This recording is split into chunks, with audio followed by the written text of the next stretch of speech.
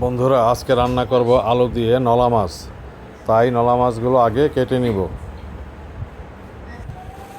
প্রথমে দিয়ে দিলাম সয়াবিন তেল, তারপরে হলুদ লবণ মাখা মাছগুলো তেলের উপরে ঢেলে ভেজে নিলাম।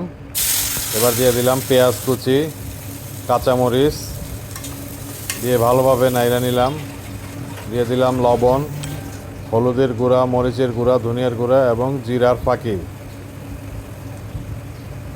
আদা বাটা, রসুন বাটা দিয়ে আবার একটু নাইড়া চাইড়া নিলাম। মশলাগুলো ভালোভাবে কষায় নিলাম। মশলাগুলি ভালোভাবে নাইড়া নিব যাতে সুন্দরভাবে কষানো হয়। মশলা কষানো শেষ। এবার ঢাইরা দিলাম কাটা আলুগুলো আবার ভালোভাবে নাইড়া নিলাম। কালারটা কিন্তু সেই হয়েছে। এবার সামান্য পরিমাণ পানি দিয়ে দিলাম। পানি দিয়ে আবার লাড়াচাড়া দিয়ে দিলাম ঢাকনা। এবার দিয়ে দিলাম ভাজা মাছগুলি, যেহেতু বলক আইসা পড়ছে। এবার আবার সামান্য পরিমাণ পানি দিয়া একটু লাইড়া চাইড়া নিমু।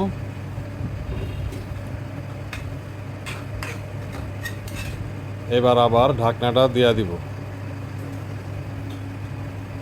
ঢাকনাটা আবার খুইলা নিলাম।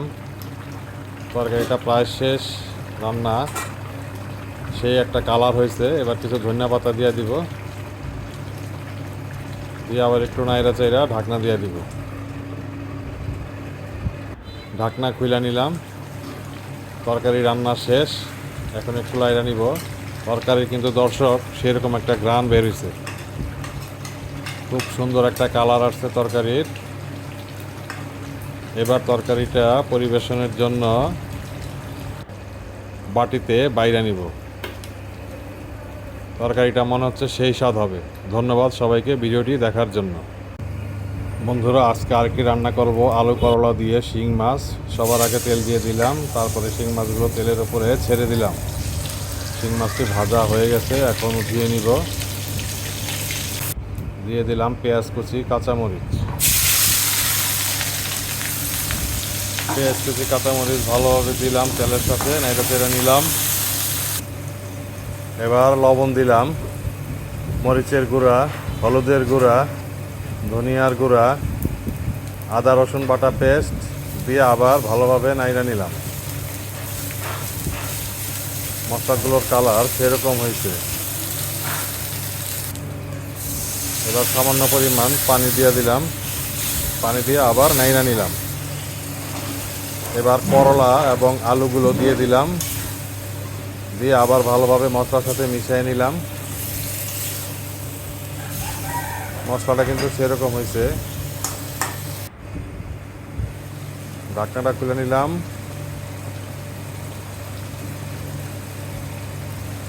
মশলা কষানো শেষ। এবার দিয়ে দিলাম ভাজা মাছগুলি।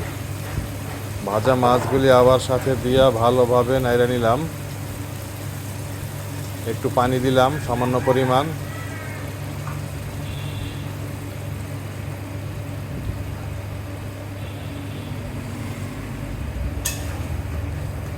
আবারও নাইড়া নিলাম একটু।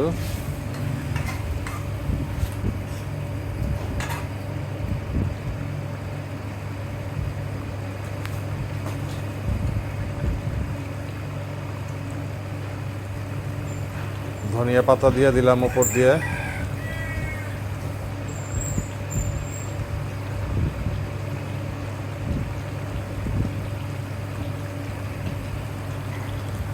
এবার আবার ঢাকনাটা দিয়ে দিলাম। ঢাকনাটা খুললাম। তরকারি রান্না প্রায় শেষের পথে। সুন্দর বলক আসছে এবং তরকারিগুলো সিদ্ধ হয়েছে। তারপরে দিয়ে দিলাম জিরার ফাঁকি। আগেই ভাজা রাখছিলাম জিরার ফাঁকিগুলো দিয়ে দিলাম, দিয়ে ঢাকনা দিয়ে দিলাম।